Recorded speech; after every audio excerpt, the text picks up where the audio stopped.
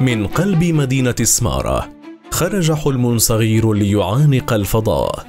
فتاة في عمر الزهور استطاعت أن تتفوق على آلاف المشاركين من 27 دولة عربية لتصبح إحدى الفائزات في مسابقة فضاء عربية مرموقة.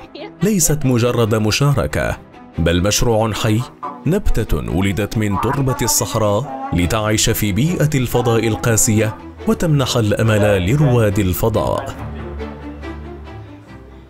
سعيدة جدا بتمثيلي لمدينة أسمارة وتمثيل المملكة المغربية.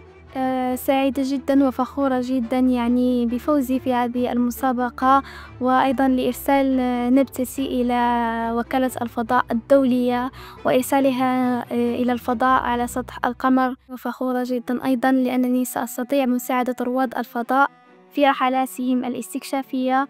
وأيضا سعيدة يعني جدا لأني سأتمكن إن شاء الله من تحقيق حلمي، وهو حدائق الفضاء، يعني بزراعة مساحات خضراء على سطح القمر، ويعني بمساعدة التي ستساعد رواد الفضاء في رحلاتهم الاستكشافية والعلمية بتوفير الأكسجين وما يخص الغذاء. شنو الفرق بينه والجمالية؟ سبحان الله في جمالية. شغفي ليس وليد اليوم، بل منذ نعومة أظافري، لأنني ولدت في بيئة يعني محاطة بشغف نحو هذا المجال، وأيضا بانخراطي في جمعية هدايا السماء للشهب والنيازك. كون أنه تقدمت لهذه المسابقة أكثر من 80,000 مشارك ومشاركة من مختلف أقطار الوطن العربي، ومن يمثلون أو ضمن 27 دولة. كان التنافس شديد جدا.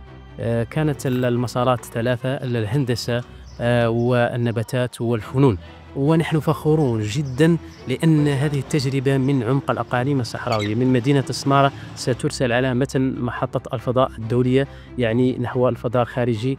وهذا يعني شرف كبير، شرف للمغاربة ككل، شرف لمدينة سمارة العاصمة العلمية والروحية للأقاليم الجنوبية.